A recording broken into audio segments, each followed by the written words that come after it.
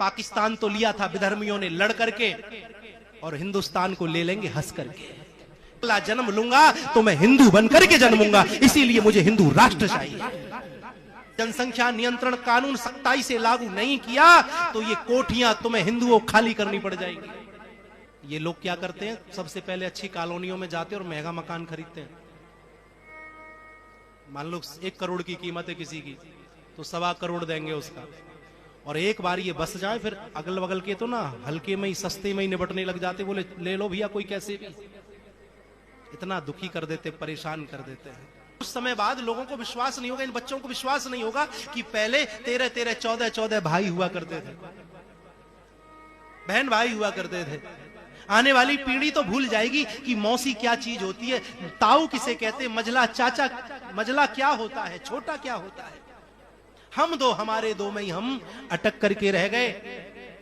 हमने माना हम दो हमारे दो को, लेकिन उन लोगों ने नहीं माना जिनको मानना चाहिए था। पाकिस्तान में विधर्मियों की संख्या भारत से अलग होने के पश्चात मात्र 4 गुना बढ़ी, लेकिन भारतवर्ष में विधर्मियों की संख्या 10 गुना बढ़ी है।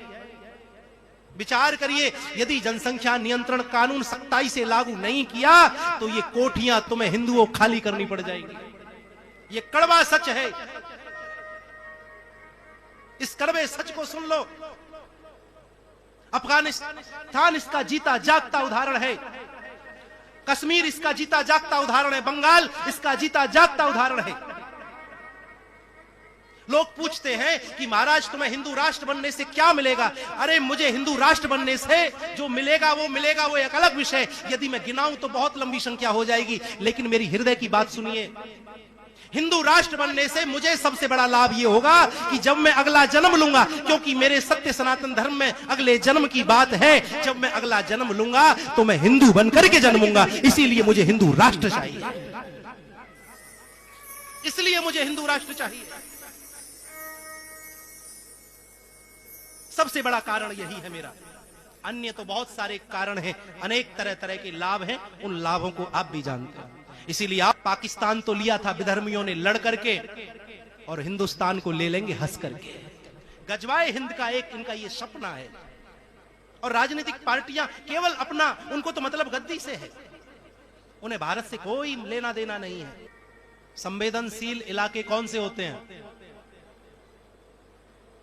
संवेदनशील इलाके उन्हें कहा जाता है जहां पर इन विधर्मियों की बहुतायत होती है। वहां से, वहीं पर पुलिस लगती है। वहां से कोई यात्रा हिंदुओं की निकले तो बड़ी दिक्कतों का सामना करना पड़ता है। संवेदनशील इलाका है। आपने कभी सुना कि हिंदू का इलाका कोई संवेदनशील हो? आज तक नहीं सुना होगा।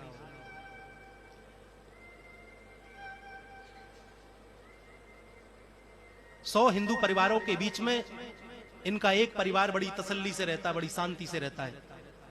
लेकिन एक हिंदू 2 के पास भी ठीक ढंग से जिंदगी नहीं जी सकता है। हम समझते नहीं हैं। मैं तो आपसे प्रार्थना करूं, आप एक बार हिंदू बन जाओ।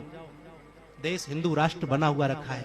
अपना आहार व्यवहार लेन देन जरा सोच विचार के करो, प्रयास करो, अपना हिंदू भाई आगे बढ़े। जिस दिन तुमने ये मानसिकता बना ली ना, उसी दिन ये देश हिंदू राष्ट्र बन जाएगा। हिंदू राष्ट्र तो है, बस घोषित होना बाकी है। ये छोटे से पॉइंट है, और मैं आपसे बोल रहा हूं, लाइव बोल रहा हूं। अनेक दुश्मन मैंने छोटी सी उम्र में बना लिए अपने।